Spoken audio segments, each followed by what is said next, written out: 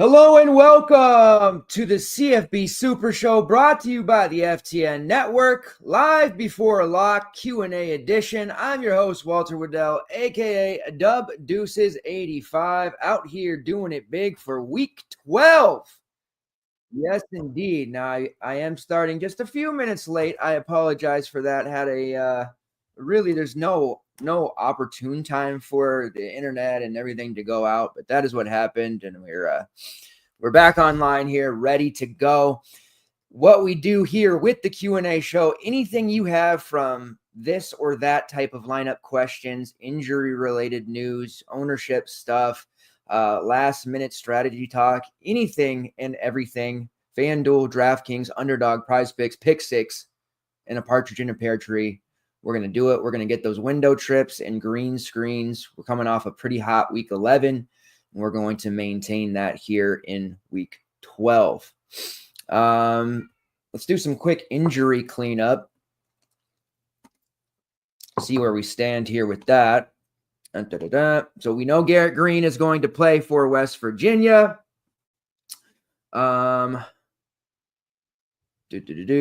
Trevor Etienne is out for Georgia. So later on, we'll have Nate Frazier on the late slate as a very cheap option. Eli Holstein, not expected to play against Clemson today for Pittsburgh. It's going to be a bad situation for Pittsburgh there. Not a lot of big news otherwise. Getting questions rolling in here. Let's go to ownership. We'll start with ownership as well. So I'm a little frazzled after that whole discombobulation of the internet. So right now we're looking at projected ownership top 5 each position, the following. At quarterback, Riley Leonard, number 1 highest owned quarterback, kind of no surprise there. Kevin Jennings, Garrett Green, Fernando Mendoza, who I like a lot, and Cade Klubnik of Clemson. At running back, Isaac Brown projecting to be the highest owned, along with Mekhi Hughes, who we love, Katron Allen, cheapie there, Rashad Smith, and Phil Maffa. At wide receiver / tight end, Tyler Warren, Alec Aomenor, Gunnar Helm, Shamir Adike, and Trebor Pena. Right behind him, Jackson Meeks. So some Syracuse love there that we're seeing. The main takeaway there at quarterback, we're going to be chalky because my favorite is either Riley Leonard or Fernando Mendoza in a one quarterback lineup, because I am running 4 running backs today, getting back to our roots. It's going to be one of those quarterbacks. At running back, all over Mekhi Hughes, but you guys know from the last Thursday Super Show with me and Jake, we're all over Caden Durham for LSU, not projecting to be that highly owned. He's very cheap on FanDuel and DraftKings. Also going to be on Jaden Bow, who, looks like Montrell Johnson banged up again. DJ Lagway not 100%. They're going to have to run the football a lot, and that means quite a bit of Jaden Bow. He is starting to see more chatter, and I think his ownership is going to end up being a little bit higher than maybe we think because he's so damn cheap, right? He's only 3.5K. He won't be a bell cow necessarily. Jacoby Jackson there at 3.4 is also going to get work. They're probably more like a 60-40 at best. But Bow's a home run hitter. There's potential for both of them to do really well. They got to protect Lagway to a degree. Montrell Johnson seems very, very doubtful for this one. We'll see as it goes. It's an afternoon game, so it's going to take some time there. But also very high on Bryson Washington of Baylor. He's not pulling any ownership whatsoever. We're seeing quite a bit of West Virginia love. We're seeing some love for the pass catchers of Baylor, but Washington priced up to 6.4. Looks like people are not interested there. He has played so very well. West Virginia's defense has been pretty good against the run, but he's just going to get a lot of work, and I do really like him there at 6.4. So we're pretty different at running back. Taking a big line in the sand with Isaac Brown there because he's not even one of the top 5 or 6 running backs, and I could definitely get just absolutely torn apart there. 4 of his last 5 games, over 24 fantasy points. Really good game against Clemson in week 10, 151 yards and a touchdown, also 3 receptions. He's priced up, 6.7. It's not that really cheap price anymore, but I'm just going to be really super high on the Louisville passing game. For me, that's Ja'Cory Brooks at 7.7. So that's my main piece of leverage there. You look at the wide receiver ownership, as we just talked about, Tyler Warren, getting goal line carries now. They use him in a variety of ways. Helm as the top value there, cheap Texas exposure. Chimere Dike, same thing from Florida. And then Alec Aomanor is somebody that I definitely like. One of the main 2v2s for me today is Riley Leonard and Alec versus Mendoza and Tyler Warren. Probably going to have to run a second or third lineup there to get those exposures. Very difficult 2v2 that we're working with, but that's where it stands right now, and that's where we have our main pieces of leverage. We're just going to jump right into questions here. I'm playing Nussmeier for sure. Given this information, which combo do you prefer? Number 1, Lacey, TJ Moore, Bryson Washington, or 2, Caden Durham, Bryant Wesco, Ja'Cory Brooks. So, with Nuss, you'd think you want to get Lacey's expensive and makes sense, but Durham catches a lot of passes. He's definitely going to be able to run on Florida. We're expecting a lot of usage for him. I'm already mega big on Ja'Cory Brooks, as you know. Wesco and Moore, in a vacuum, no prices considered. I like Wesco long term. I think TJ Moore is a really nice play. I like both of them long term, but I would go with number 2 there with Durham, Wesco, and Ja'Cory Brooks.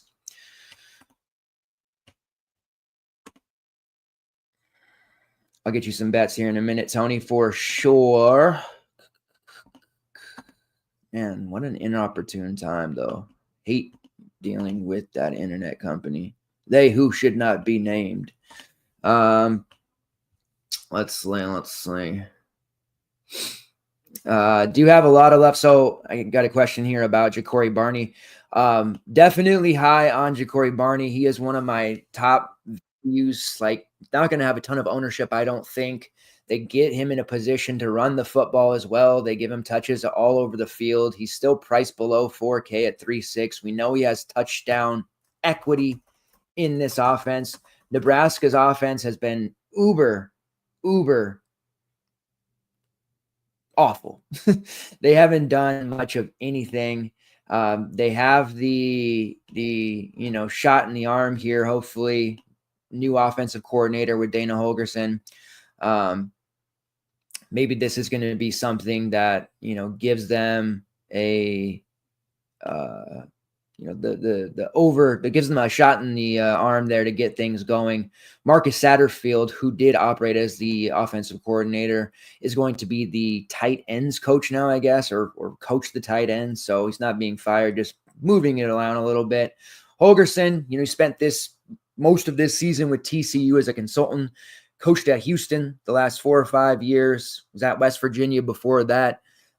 There's some stuff here to be excited about, and hopefully we see a renewed Dylan Raiola, Ja'Cory Barney 1-2 punch, Isaiah Nair. There's going to be some opportunities here for Nebraska to do some things. USC's defense is susceptible to the run and short yardage stuff, which definitely puts Ja'Cory Barney in play, and I do think he's one of the sneakier values.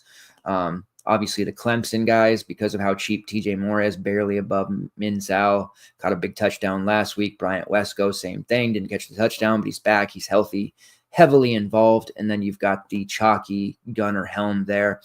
And then for GPPs, Matthew Golden, Isaiah Bond. We can go. There's some other intriguing options there for Texas. Still not on the Texas running backs myself, so they don't appear to be chalky this week, though, so we don't have to have a big fade on them by any means. Are we worried about Josh Williams getting touches behind Durham last game, or was that just because of blowouts? I'm not really too worried about that. No. Durham is here. Let me get snaps pulled up here, because that's really the most important thing. Make sure you guys fire off those questions, comments, concerns. Also, if you're watching on YouTube, smash that like button. It really does help. And if you're watching on Twitter/X, anything you can do with the likes, reposts, and retweets, all of those interactions help us a great deal. Helps our content be seen by more, and also just as a feel-good thing for me. So I appreciate it. Let's get down here. LSU snaps. All right. So he did play. So week 11, he's been So Williams has been playing snap-wise. Let's just start at the beginning here. 25, 40, 35, 27, 37, 25, 31, and 38. So 38 was a high water mark for him for the last 4 weeks. Caden Durham to start the season, 12, 23, 21, 22, 41, 40, 40, and 20. So you see in those more competitive games, snaps wise, it's still pretty close, but Durham's out there a lot, and he has those higher quality snaps, meaning when he's out on the field, he's typically touching the ball. His snap count did go down last week. Now, admittedly, I did not watch the LSU game, so I can't sit here and tell you, oh yeah, it was all a product of the blowout. I did watch ESPN's YouTube channel post a highlight package of each team at the end, and I did watch that, and Durham did have some success degree, but most of that came on one huge catch, 45-yarder, and they just weren't getting anything going. And there was some late stuff looking at the play-by-play logs that just would make sense there. So I'm not worried about Caden Durham not doing well. Like I said, he's not going to be like some big bell cow. He's not going to get 20 to 30 carries necessarily, but I am expecting him to get close to 20 touches at minimum, whether that's 12 to 15 carries, 4 to 5 targets, some way there. I do feel like his PPR points for us on DK are going to be a really big separator. 3 to 4 receptions there. It's just such a nice thing to have in our pockets. And I do think he scores at least 1 touchdown, if not more. They've had Josh Williams. They've given him several opportunities to try and, win this job outright. He just has been more of a plotter type for most of the season. And you can see 6 carries there against Bama, 9 yards. He had 7 for 23 against Texas A&M, 9 for 34 against Ole Miss. He's out there. He's also catching passes, and that's something that the running backs in this offense do. And a lot of that, again, those passes that he caught did happen in the fourth quarter. Again, I didn't watch the game to tell you definitively, but I can tell you when those catches happened. So long-winded answer to tell you no, I'm not too concerned.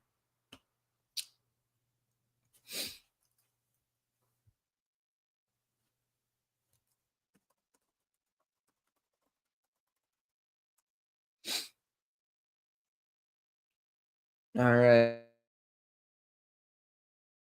Katron Allen and this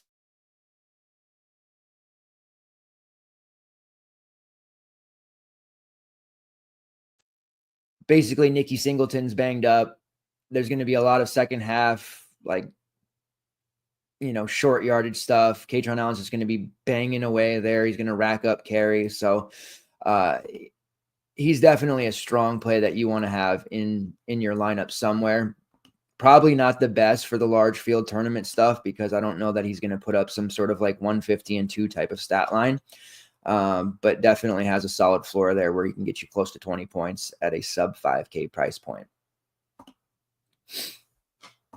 What's up, John? I'm getting some questions here. Do you have a FanDuel core and any favorite FanDuel plays? Yeah, we have a couple here. Let's pull up the FanDuel stuff. So at the Iowa State game there on the main one there up later on the night slate, do like Rocco Becht a considerable amount today.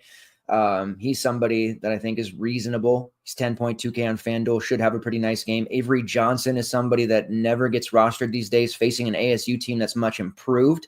Priced there at 9.6. I do like him quite a bit today. Have some props on him and looking at him as a late night play.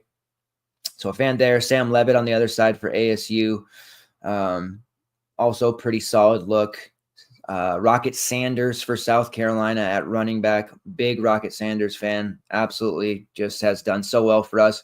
4%, 7%. We've had him at some very low rostership across the board. Definitely high on Rocket Sanders. Going to be a matchup in which I think he can definitely do some things there. We did take his over, 109.5, I believe, combined yards. Might be a little bit higher.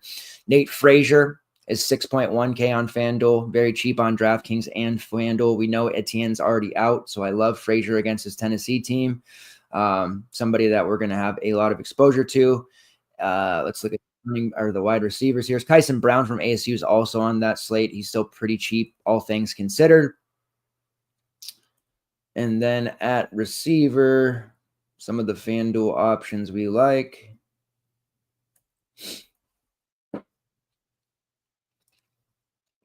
Jalen Noel and Jaden Higgins, of course. Like some Jeremiah Smith, it's going to be hard to get up to him. Jace Brown is there at 7-2. I do like him as a pair for Avery Johnson. Not a necessity, but definitely like him. Mekhi Lemon, who is on both slates, I know, but I do prefer him a little bit more there on FanDuel at 7,600. He's very cheap on DK as well, but we've got a pretty strict group of pass catchers we're using there. Will Shepard is still cheap, priced at 6.7 over there on FanDuel. You do have Nair at 6.4 for Nebraska. Barney, like him there. As far as any of the Dorian Singer, 6'1", if you can have a quarterback to throw in the ball, he's pretty damn cheap there. Justice Lowe for Oregon is going to be a big-time night play for us because his min price on DraftKings, he's 5.9K on FanDuel. Like him there, 5.8K for Dom Lovett of Georgia. I know he's going to get some ownership at that price point. And then as far as a core goes for FanDuel, my favorite quarterback to start with there is Dylan Gabriel. He's a little bit expensive at 10.6. If you can get there, I think it's a really good way to start. His receiver room is banged up to hell for sure. If not exactly comfortable with that, wouldn't blame you one bit. I would go to Rocco Beck there at 10.2 instead. As far as the running backs go, the number one running back on FanDuel, I mean, there's a lot of good options there. Price-wise, there's all over the board, but I do prefer Rocket Sanders at 9.4. And then at wide receiver, FanDuel is just so different.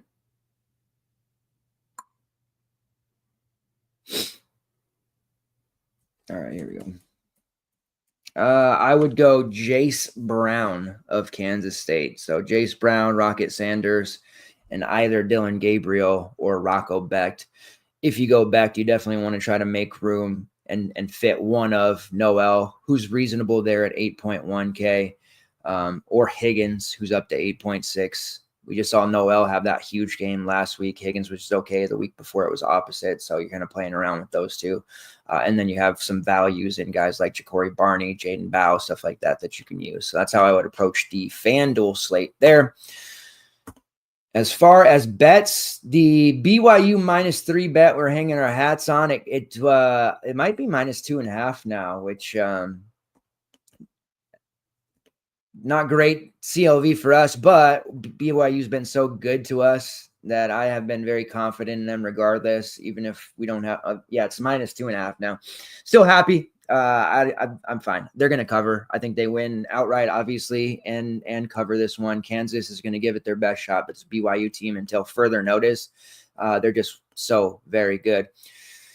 Iowa State -7. I'm a fan there. I also have Jacksonville State -13. Let me just double check that that's still there. Love this Jacksonville State team. Want them to make some noise here. It's so -12.5. So you get a little bit of a better number there. Trey Stewart, just a fantastic running back from the D2 level, playing FIU, a team that can't defend the run at all or play defense in general. Jacksonville State had to eke out a win in overtime last week, but with Trey Stewart, they're just too good. I think they're going to cover that, win by 2 touchdowns. So -12.5 Jacksonville State, -2.5 BYU, -7 Iowa State. And then one more here. Tulane -7 versus Navy. Navy, obviously, they got the ball control stuff there, but Tulane is a team of destiny. They're an FTN team that we like really well, brand favorites, and they are just mowing teams down, but I like them to win this game and play for the conference championship here in a couple of weeks. So those are the bets. You want some totals? Sure. Yeah, let's see. The totals were a little bit, looking at the FTN model, they were pretty sharp. There was only one that I really felt like Western Kentucky.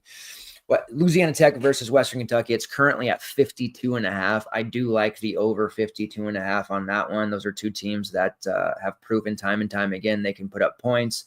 La Tech's defense is very forgiving in that manner. So over 52.5 points. And then I would look heavily at Auburn versus Louisiana Monroe, total set at 45.5.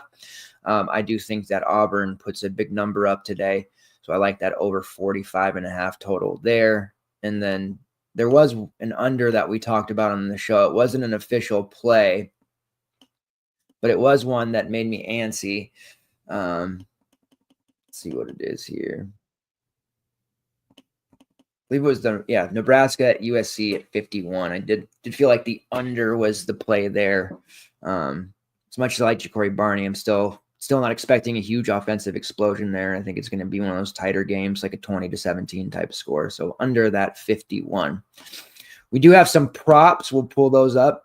Ja'Cory Brooks, number one overall prop play for me, Ja'Cory Brooks, who I absolutely am enamored with. Going up against Stanford, he should have a monster day. No reason for him not to. We've had some pretty mixed results with the receiving props this year. Rushing props and quarterback props have been good. Quarterback props really good this year for us. The receiving ones are pretty mixed. But 100-plus receiving yards for Ja'Cory Brooks on DraftKings at plus 135. He's going to go for a big old game here. And then we have some really intriguing props for Caden Durham. We're expecting him to have a big game. He is the slate breaker for Jake this week. You can get various, 58.5, 60.5 numbers for him on PrizePicks, Underdog, all these other spots. Definitely going to be heavy on it. Let's see what number DraftKings is giving us for that. So we have a mixed bag here. 60-plus yards at plus 105. I believe that was plus 125 yesterday. If you run the 100-plus and you think he's going to hit the 100-plus game, it's 5-1, which is pretty damn intriguing. He has it in him, especially in this matchup. So sprinkling the 100-plus rushing yards for Caden Durham on DraftKings at plus 500. Lots and lots of upside there for that one. And absolutely, Tony, you are all good, man. Appreciate you always tuning in every Saturday morning and supporting myself and the show. Just confirmation that Holgerson's calling plays for Nebraska today. Let's go. Ja'Cory Barney. Just getting here. 4 running backs, 2 quarterbacks. Where are we at today? We are full-fledged members of the House of 4 running backs. We're doing it. And I'm just a sneak peek for the night slate, which Jake will have coverage of today, of course, with his article. I'm on 4 running backs there as well. Riley Leonard, TJ Moore versus Fernando Mendoza and Alec Ayomanor. So the Mendoza-Alec pairing is safer, I will say that. But TJ Moore, for GPP's large field, TJ Moore is a banger play.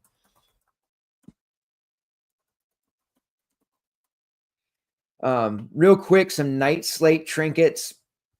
It's a fun game. There's some really good ones, and it's a Genty slate. And my man Nick Nash, who is one of my favorite players, we don't get San Jose State enough, so you'd think I'd have to play him. I do want to, but he's 9.7K. It's going to be so expensive, and 13.2K for Ashton Genty.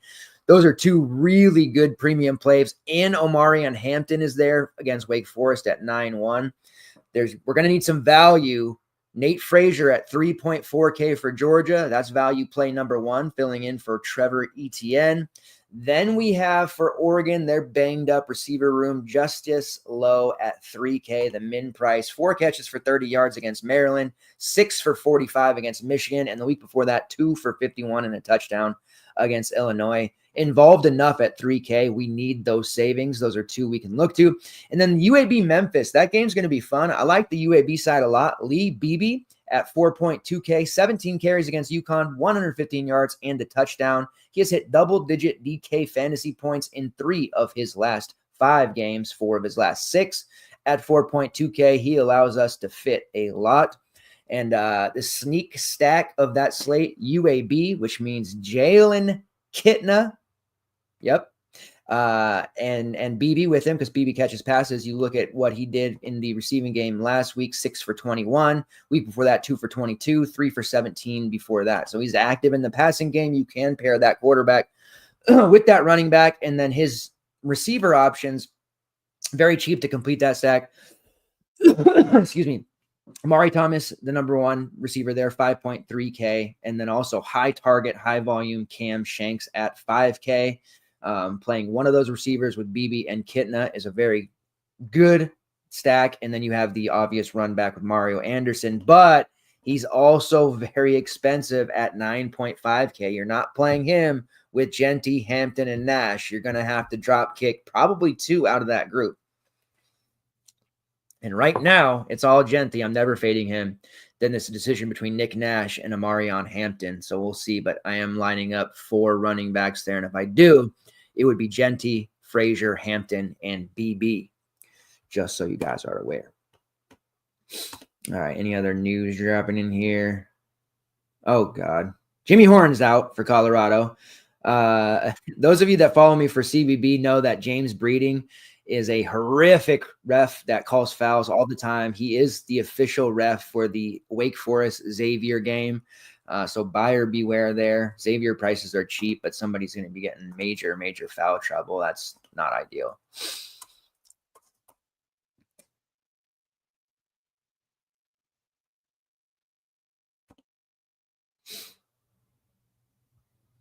And then just again, a question about Rocket Sanders versus the Missouri run defense.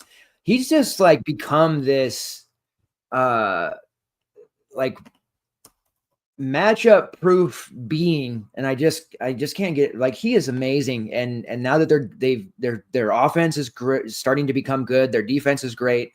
They're putting him in a position to just absolutely cook as a pass catcher. He's running the ball plenty.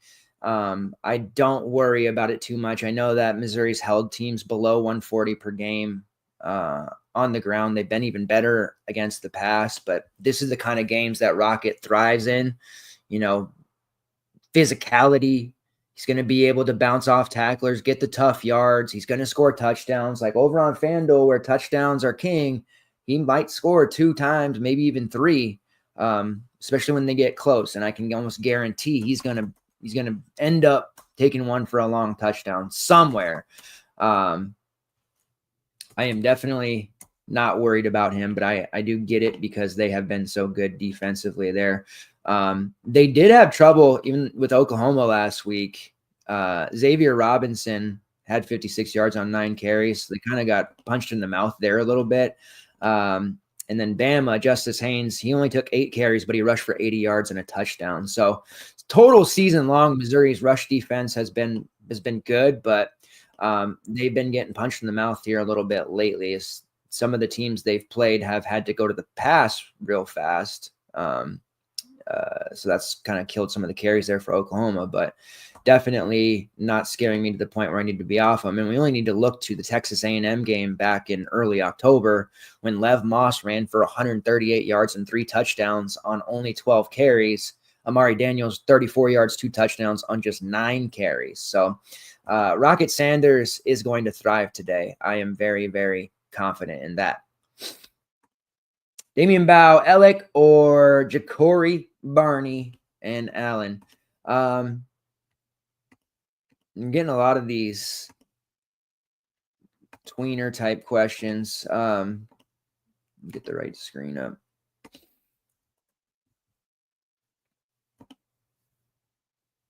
Katron Allen, right? Yeah, I've got to imagine it's Katron Allen.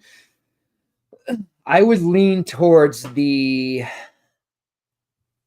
first pairing. I do think Bow price mitigates any and all risk there. I don't expect Montreal to play. Should be a 20 touch minimum there for Bow. Ellick, we already know, is going to be one of the higher owned receivers on the slate. And, he had 11 catches a couple weeks ago. Big game last week. Just very, very involved, regardless of if it's Daniels or Lamson throwing him the football. Katron Allen is going to get that second half volume, and Ja'Cory Barney is a play that we anticipate being heavily involved today. So, like all involved in this, but I do lean towards the first one there with Bow and Ellick for what it's worth.